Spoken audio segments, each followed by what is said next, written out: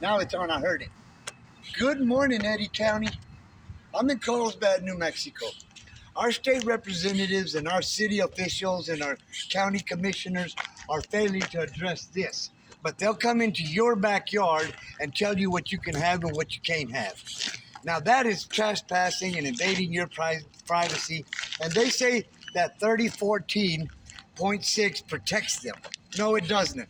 Ordinances, mandates, rules, regulations are not laws. They weren't passed by the legislature, they weren't passed by the Senate, and they weren't signed by the governor or a president. But what about all this behind you?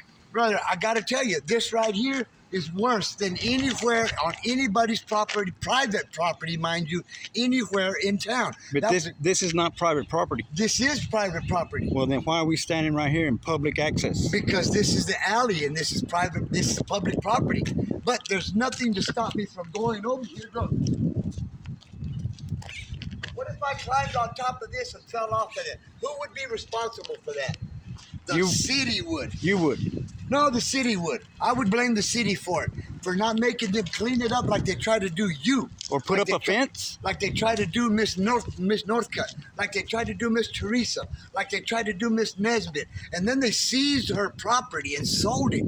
Now, there's laws against that. If anybody knows anything about the constitutions, and everybody needs to know that there's 51 constitutions, not one. There's 51. And all 51 of them are there to protect your rights. If your rights are not being protected, your representatives are attacking you. They're representing each other and not representing their constituency. That is the biggest problem that we are having all across America. We are not standing up. We stopped consulting, conferring, and instructing and started being instructed and acquiescing to their demands. They don't make demands. If I did that to my boss would fire me.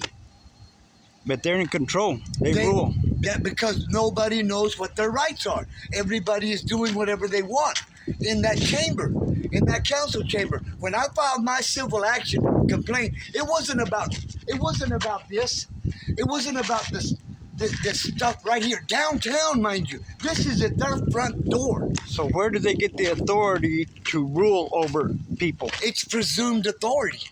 That presumed authority needs to be addressed. And when you object to one of the members, they fire back that they're in authority. Oh, and you're yeah, not. brother. See, that's because nobody's ever held them accountable.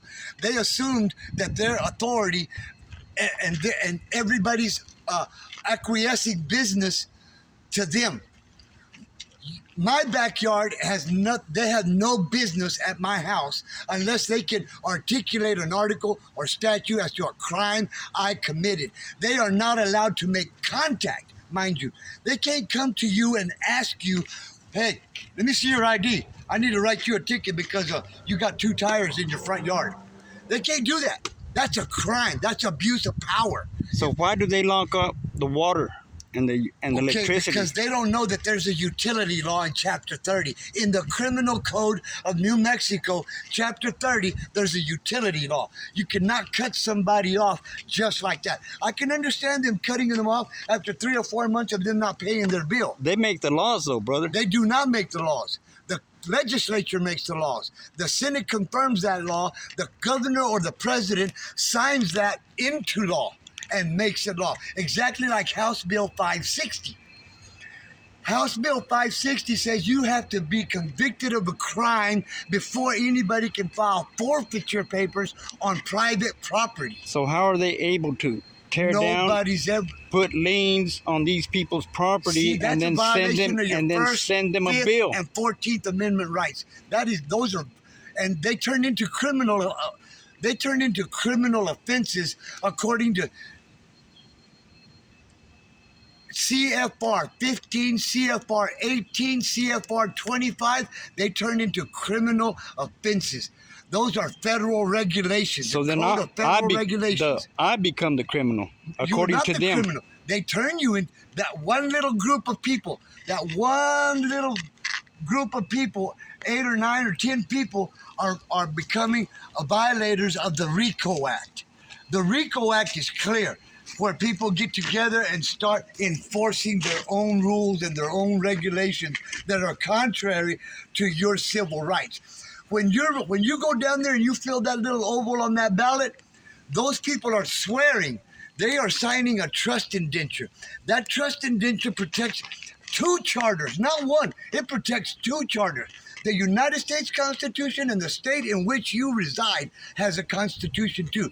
Those two charters protect everybody out there's civil rights. But they're in control of the police department. But that's where you are totally wrong.